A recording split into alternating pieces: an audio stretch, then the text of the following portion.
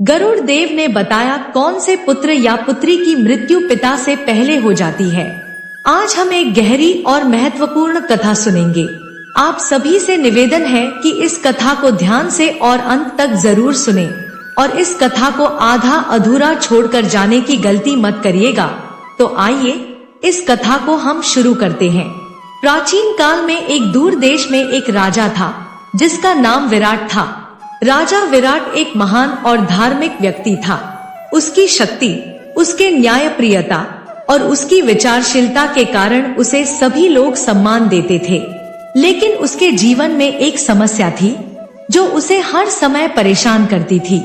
वह अपने पुत्र आकाश के जीवन को लेकर अत्यधिक चिंतित था।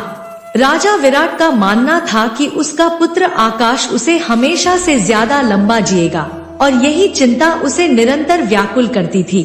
एक दिन जब राजा विराट अपने महल के बगीचे में घूम रहे थे, तभी उनके पास एक अजनबी साधु पहुंचा। साधु के चेहरे पर गहरी गंभीरता थी और उसकी आंखों में असीम ज्ञान का प्रकाश था। राजा विराट ने साधु से पूछा, तुम कौन हो और क्या चाहते हो? साधु ने उत्तर दिया, राजन, मैं एक पवित्र संत हूँ और आपके महल में आकर आपके जीवन का एक रहस्य बताना चाहता हूँ। राजा विराट ने कहा, क्या वह रहस्य मेरे पुत्र आकाश से संबंधित है? साधु ने मुस्कुराते हुए कहा, जी हाँ, वह रहस्य आकाश के जीवन से जुड़ा है। राजा विराट चौंक गए। तुम क्या कहना चाहते हो? क्या आकाश का जीवन संकट में है? साधु ने गहरी सांस ली और कहा, राजन, मैंने आपकी चिंता समझी है। आपको अपने पुत्र के जीवन को लेकर डरने की आवश्यकता नहीं है, लेकिन एक बात आपको समझनी होगी। कुछ विशेष संयोगों में पुत्र या पुत्री की मृत्यु पिता से पहले हो सकती है। राजा विराट अवाक रह गए। यह वाक्य उनके लिए एक गहरी उलझन बन गया। साधु ने कहा, मैं आपको एक कथा सुनाता हूँ जिससे आप इस रहस्य को समझ पाएंगे। साधु ने राजा विराट को गरुड़ देव की कथा सुनाना शुरू किया।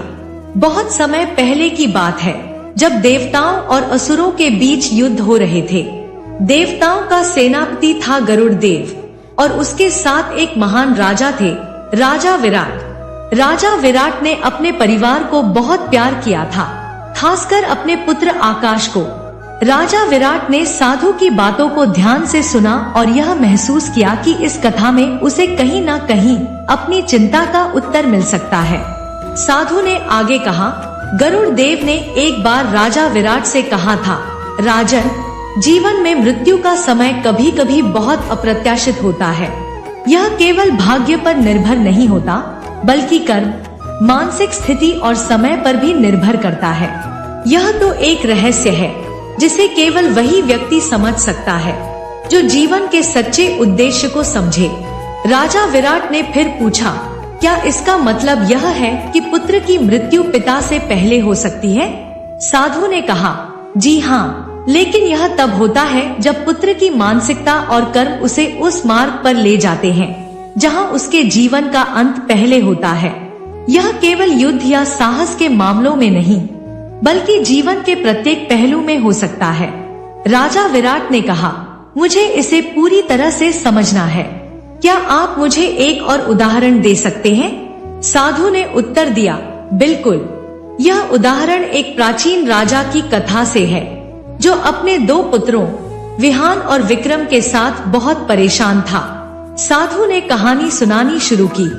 बहुत समय पहले एक छोटे राज्य के राजा थे जिनके दो पुत्र थे, विहान और विक्रम। विक्रम अपनी वीरता और साहस के लिए प्रसिद्ध था, जबकि विहान शांत और विचारशील था। राजा ने दोनों को समान रूप से शिक्षा दी, लेकिन विक्रम की वीरता को देखकर राजा का मन उसकी ओर झुका रहता था। वह उसे हमेशा बाहरी युद्धों में भेजते थे, जबकि विहान को शाही कार्यों में लगाते थे।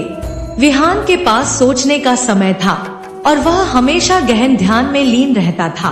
एक दिन राजा ने एक संत से पूछा, महात्मन, मेरे दोनों पुत्रों में से कौन सा अधिक योग्य है? संत ने उत्तर दिया, राजन, जो व्यक्ति शांति और संयम को समझता है वही जीवन के वास्तविक रहस्यों को जानता है। जो व्यक्ति जल्दबाजी और उत्तेजना से जीवन जीता है उसका जीवन छोटा हो सकता है। राजा ने संत की बातों को तवज्जो नहीं दी और उन्होंने विक्रम को युद्ध में भेज दिया। विक्रम युद्ध में शहीद हो गया, जबकि विहान ने समय के साथ शांति और संतुलन को समझते हुए राजा का कर्तव्य निभाया। साधु ने कहा, राजन, इस कथा से यह सीखने को मिलता है कि कभी कभी जीवन में आंतरिक शक्ति और संतुलन का महत्व अधिक होता है। जो व्यक्ति अपने भीतर शांति बनाए रखता है उसका जीवन लंबा और समृद्ध होता है, जबकि जो व्यक्ति बाहरी वीरता और साहस पर ध्यान केंद्रित करता है उसका जीवन समाप्ति की ओर अग्रसर होता है। राजा विराट ने गहरी सोच में डूबते हुए कहा, मुझे समझ में आ गया। यह एक महत्वपूर्ण संदेश है जो मुझे अपने पुत्र आकाश को देना होगा। मैं अब उसे केवल वीरता की बजाय संयम और समझ का महत्व बताऊंगा। राजा विराट ने आकाश को अपनी शिक्षा देने का निश्चय किया। एक दिन राजा विराट ने आकाश को अपने पास बुलाया और कहा, पुत्र, आज से तुम्हारी शिक्षा में एक नया अध्याय जुड़ने वाला है। मैं तुमसे कुछ बहुत महत्वपूर्ण बातें बताना चाहता हूँ। आकाश ने चिंतित होकर पूछा, पिता, क्या हुआ? क्या कुछ गंभीर बात है? राजा विराट ने गहरी सांस ली और कहा, पुत्र, मैंने तुम्हें हमेशा बाहरी दुनिया में सफलता प्राप्त करने के लिए प्रेरित किया है, लेकिन आज से तुम्हें अपने भीतर की शक्ति को समझने की आवश्यकता है।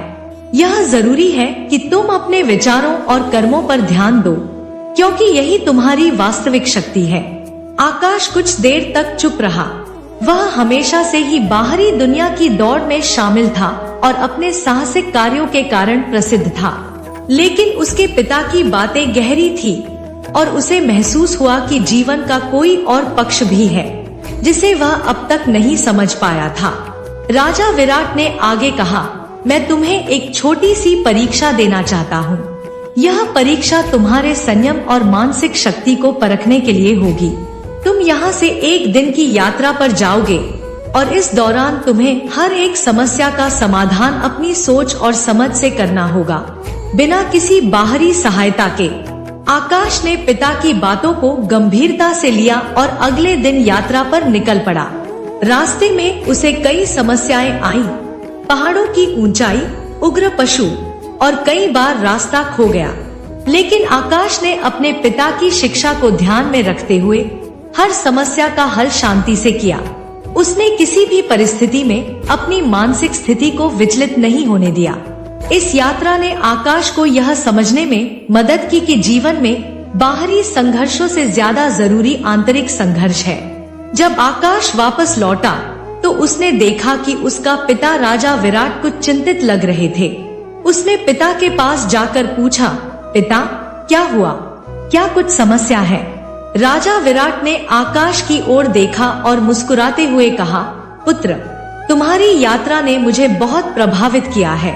तुम्हारी आंतरिक शक्ति और संयम ने मुझे यह सिखाया कि वास्तविक साहस केवल बाहरी युद्धों में नहीं, बल्कि आंतरिक शांति में है। राजा विराट ने एक पल के लिए रुकते हुए कहा, तुमने यह यात्रा बिना किसी बाहरी सहायता के की। यही तुम्हारा सबसे बड़ा विजय है, क्योंकि तुमने अपने भीतर की शक्ति को पहचाना। यह वही ज्ञान है जो हमें गरुड़ देव से प्राप्त हुआ था। जीवन और मृत्यु का मार्ग हमारे कर्मों और मानसिक स्थिति से जुड़ा हुआ है। आकाश ने कहा, पिता, मैंने यह समझा है कि यदि हम अपने भीतर की शांति और संयम बनाए रखें तो कोई भी परिस्थिति हमें हरा नहीं सकती। यह मेरे लिए एक जीवन का सबसे महत्वपूर्ण पाठ है। राजा विराट ने आकाश की बातें सुनकर अपनी आत्मा को शांति महसूस की।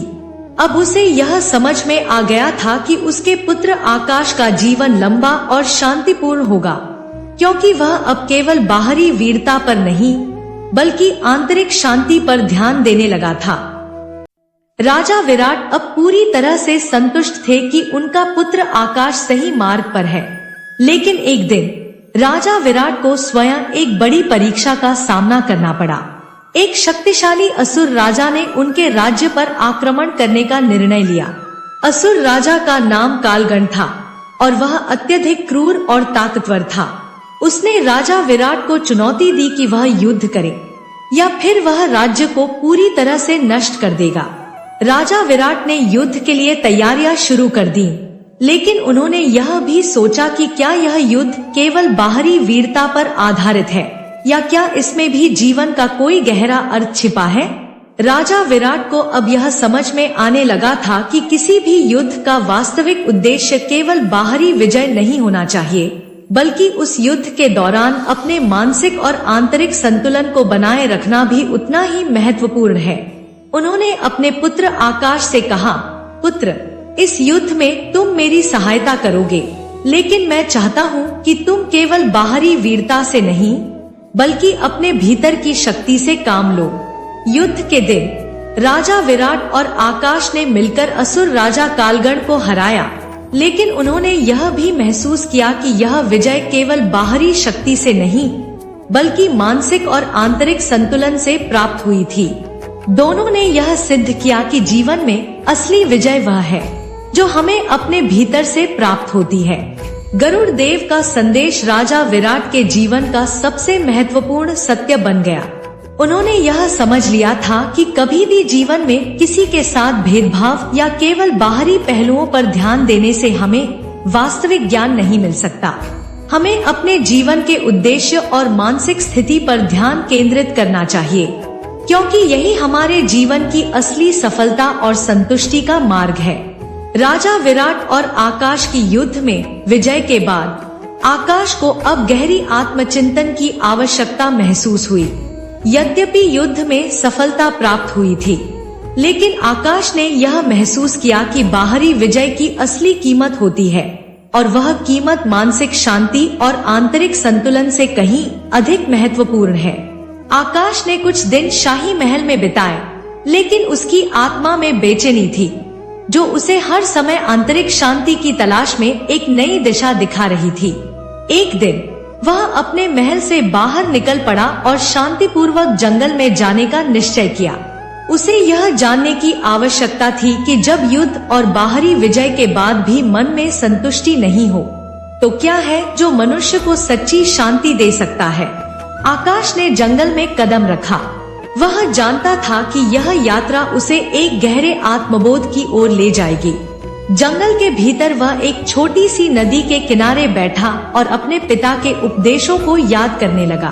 उस दिन उसने महसूस किया कि जब तक वह बाहरी संघर्षों को ही मुख्य उद्देश्य मानता रहेगा, तब तक वह अपने भीतर की शांति और संतुलन को प्राप्त नहीं कर पाएगा। आकाश को यह समझ में आया कि आत्मा की शांति केवल बाहरी संघर्षों में विजय से नहीं मिलती, बल्कि अपने भीतर के डर, आशंकाओं और इच्छाओं पर काबू पाकर ही असली शांति पाई जा सकती है। इस दौरान आकाश ने ध्यान और साधना में खुद को डुबो लिया। हर दिन वह अपनी मानसिक स्थिति को समझने और उसे नियंत्रित करने का प्रयास करता। इस यात्रा ने उसे यह सिखाया कि जीवन का असली अर्थ केवल बाहरी उपलब्धियों में नहीं, बल्कि आंतरिक शांति और संतुलन में है। वह धीरे धीरे अपने पुराने अहंकार को छोड़ने लगा और एक नई दृष्टि से जीवन को देखने लगा।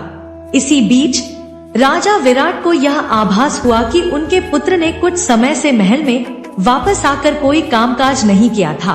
वह चिंतित हो उठे।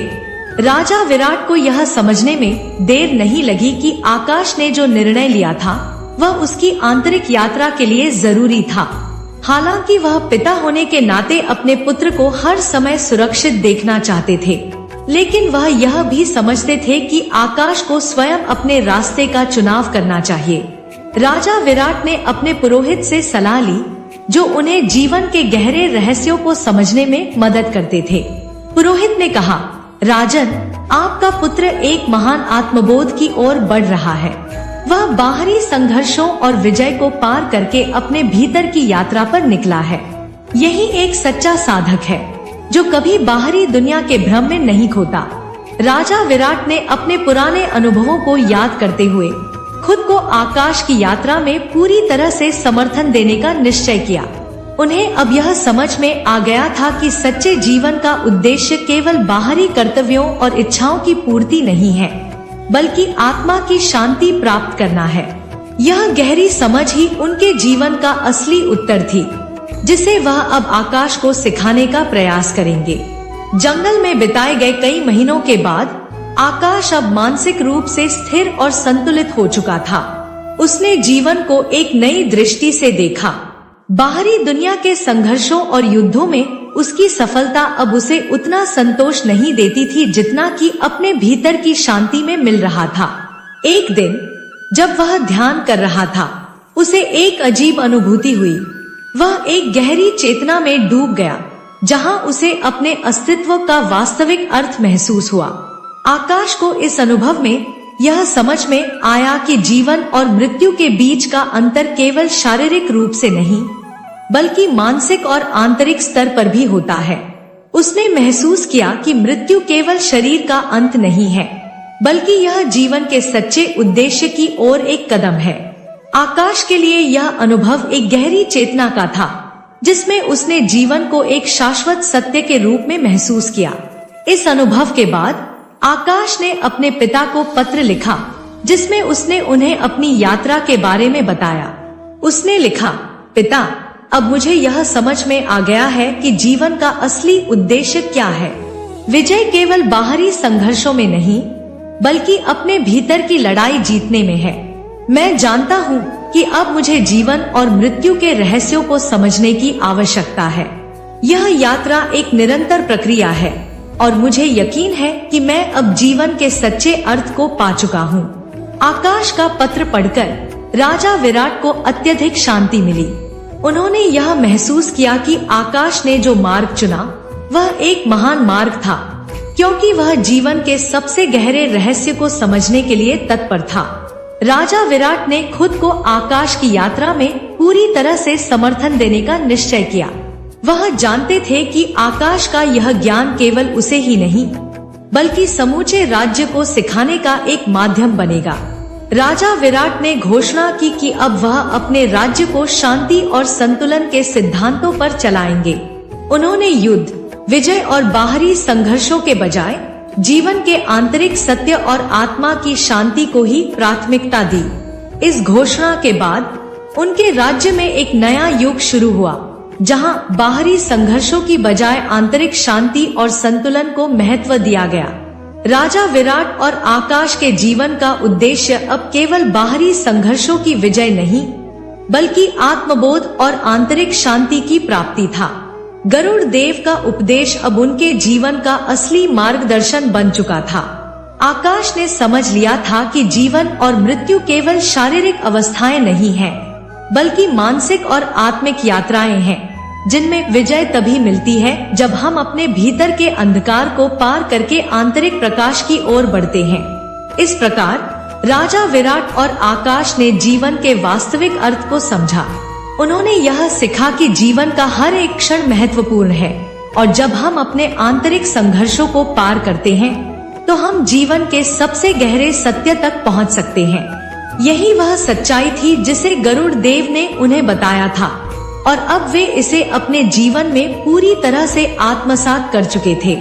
यह कथा हमें यह सिखाती है कि जीवन और मृत्यु का वास्तविक अर्थ केवल भाग्य, कर्म या बाहरी परिस्थितियों में नहीं छुपा होता, बल्कि यह हमारी मानसिकता, आंतरिक शांति और आत्मबोध में समाहित होता है। गरुड़ देव का उपदेश इस बात का संकेत है कि जीवन की सच्ची विजय आंतरिक संतुलन और शांति में है, जो हमें बाहरी दुनिया की कठिनाइयों से परे अपनी आत्मा में प्राप्त होती है। आशा करती हूँ कि आपको यह कहानी पसंद आई होगी, और यदि आप इस चैनल कहानी ज्ञान की ज्योत पर नए हैं, तो चैनल को सब्सक्राइब कर वीडियो को लाइक एवं शेयर जरूर करें, ताकि हर वीडियो का नोटिफिकेशन आपके पास पहुंच सके। साथ ही कमेंट में जय भोलेनाथ अवश्य लिखें। धन्यवाद।